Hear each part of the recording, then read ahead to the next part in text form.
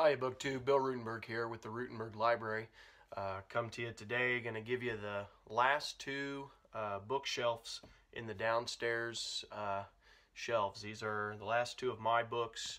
There's a couple more shelves, but they're my wife's and my daughter's books, and you probably don't want to see those. So I went through these shelves and pulled off what was theirs, so I didn't have that in the bookshelf tour. So without further ado, here we go. This is the the last two shelves. I'll probably split this into two videos just to keep it from getting too long, but I hope you enjoy.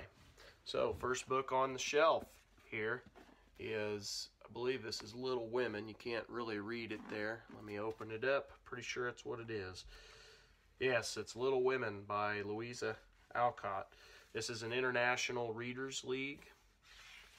It is published in 1942 right here in the good old United States. That one's, it's a little rough.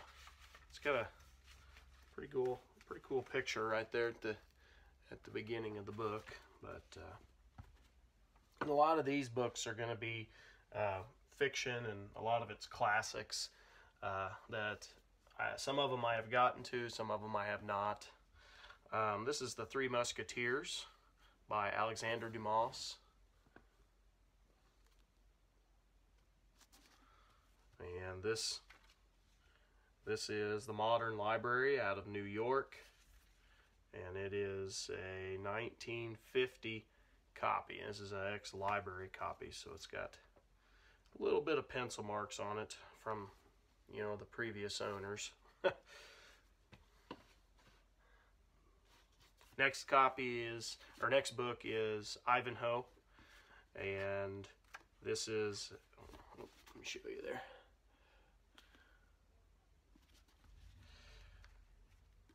And Ivanhoe is a romance written by Sir Walter Scott. Let's see here. This is out of Chicago in New York from the Belford Clark and Company. It's an 1887 book, so this is a little bit older, of course. It's got some age to it, but it's a really neat book. I've not read that one.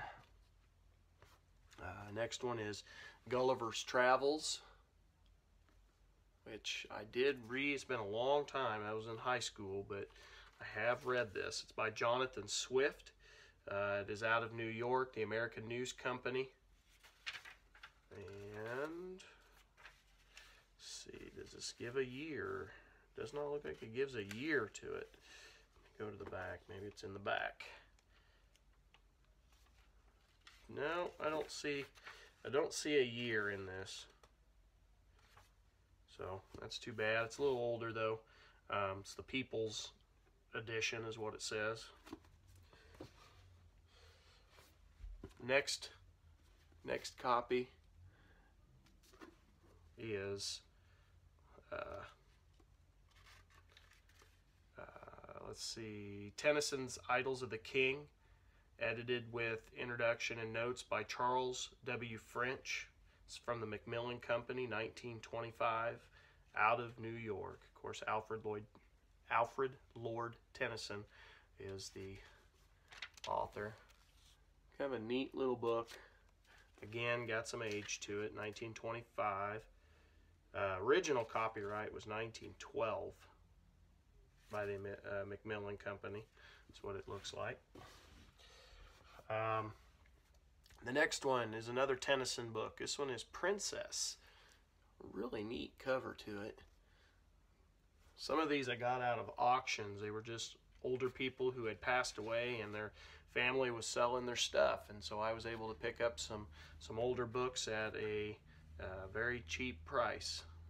Oftentimes books like these, you'd find a whole stack of them in a box and nobody else at the auction liked or wanted to pick up books, and I'd be the only one there, so I could get them for $1 and always get a pretty good deal, I think. This is from H.M. Caldwell Company Publishers out of New York and Boston. Again, this is The Princess by Alfred Lord Tennyson, and I do not see a date on this one either. Yeah, no date on this one.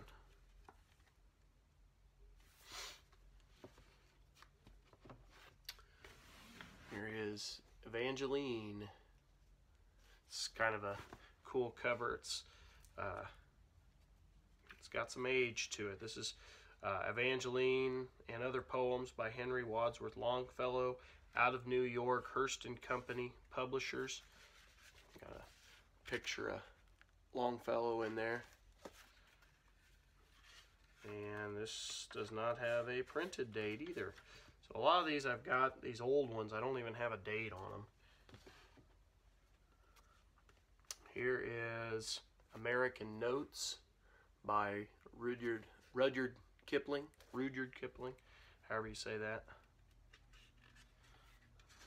It's out of New York, Frank F. Lovell Company, and again, no date. It says the following letters were written by Mr. Kipling in 1889. That's when the letters were written, but not when the book was published. Doesn't have a publishing date. But anyway, still another neat copy. Some of these are they're damaged a little bit.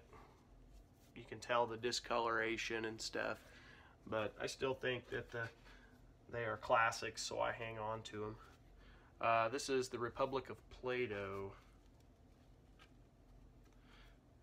And this is, let's see here, Golden Treasury series, Macmillan and Company,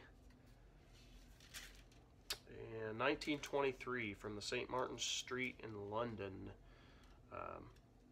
Translated into English with an analysis and notes by John Lilwyn Davies and David James Vaughan. Oh, it's kind of neat.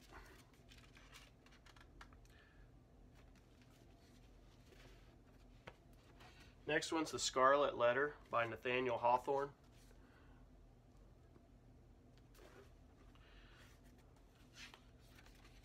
And let's see, Hearst and Company out of New York, the companion books. And this one does not have a date on it either. So again, sorry about no publishing date, but probably look that up with a little research. Alright, so now we've got The Catcher in the Rye by Jd Salinger. And this is from Bantam Books out of New York. And it was published in 1989, it looks like. 1989. That's another one I have not read that I would like to get to. Here's A Christmas Carol by Charles Dickens. Pretty thin volume.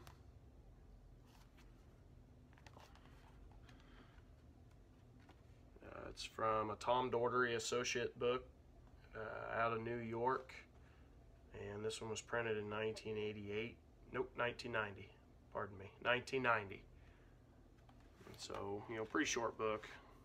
116 pages. Something I could read pretty easy in an afternoon. Probably wait till Christmas time, maybe. This is Slaughterhouse-Five by Kurt Vonnegut. And I have not read this.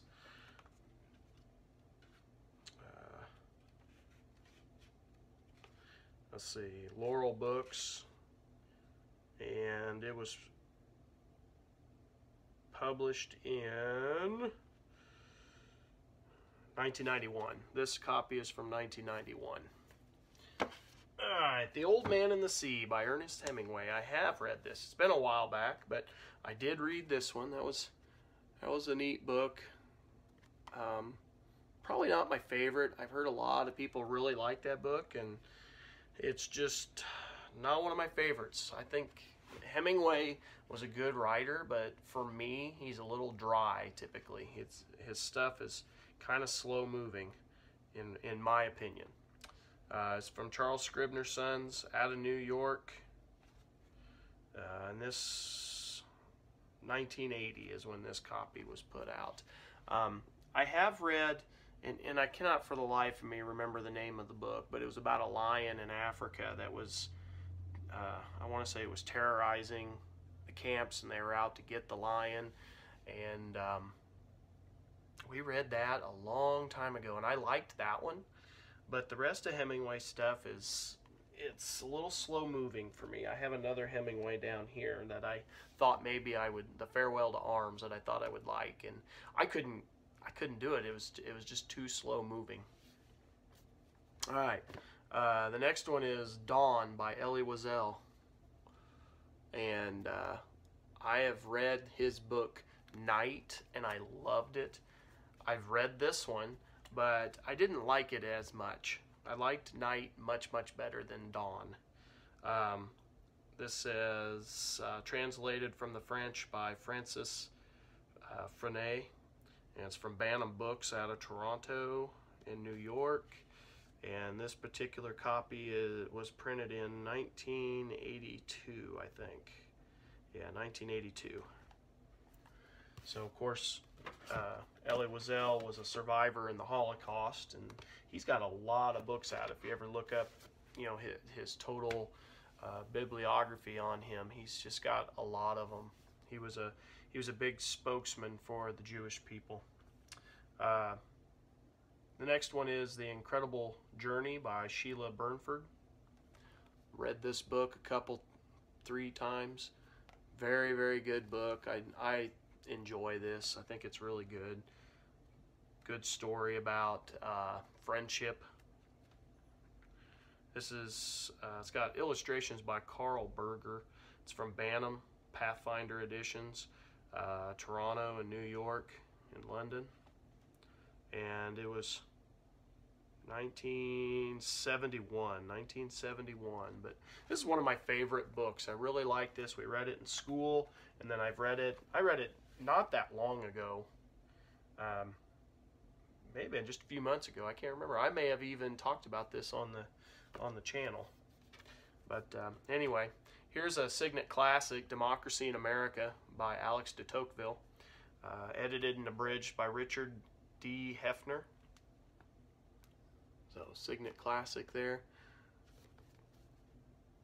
And I have the full version of this as well somewhere. It might be upstairs, because I think this was abridged. So the other one is like twice as thick as this.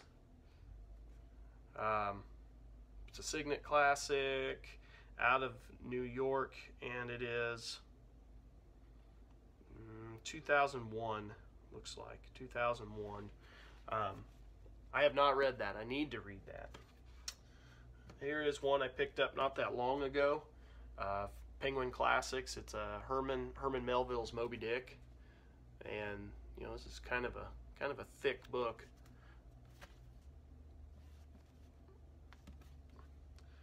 I've always seen, I guess, an abridged version or maybe a kid's version. I didn't realize it was this thick a book until I picked this up, and I was like, holy moly. This is, like I said, a Penguin book. It's edited with an introduction and commentary by Harold Beaver. And then this book is a 1986 copy, 1986, this Penguin Classics. Here is H.G. Wells' The Time Machine. I did a little book talk on this one the other day. I'm not a big science fiction guy, and so I dipped my toe in the water, and I gave my thoughts on that. So there's a video with that. This is a Berkeley Highland book, Berkeley Publishing Corporation, and this particular one is 1963. But Time Machine, you know, just about time travel. It was a pretty good book, pretty interesting. A lot of other themes were talked about in that book. All right, so this is the short novels of John Steinbeck. Comes from the Viking Press. Don't have a jacket cover with this, but it has, let's see, Tortilla Flat, The Red Pony, Of Mice and Men, The Moon is Down, Cannery Row, and The Pearl. Like I said, Viking Press out of New York, and this particular copy is 1953. And I have read Of Mice and Men, Cannery Row, and The Pearl. I've read all three of those. I have not read Tortilla Flat, The Red Pony, or The Moon is Down. I might have to read those. It's also got an introduction by Joseph Henry Jackson. So, yeah, several books in one on that.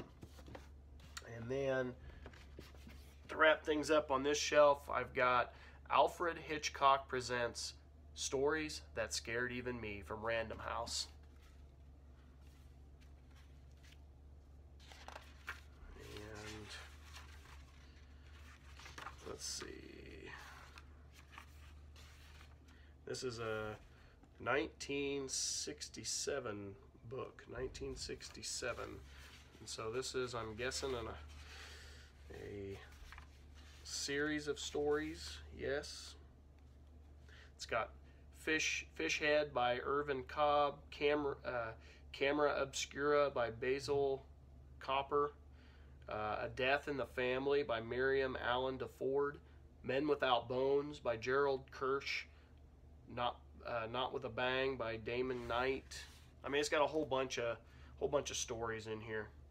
And I'll be honest, I'm not familiar with the authors. You guys might be, but scary stories. So I'll have to dip into that and see what that's like. So anyway, that's been this shelf. We're at just over 16 minutes, so I'll go ahead and wrap this video up, and we'll do another one for the second shelf. So this has been Bookshelf Tours with Bill Ruttenberg. Thank you for watching. Hope you enjoyed, and I'll catch you next time, BookTube. Bye.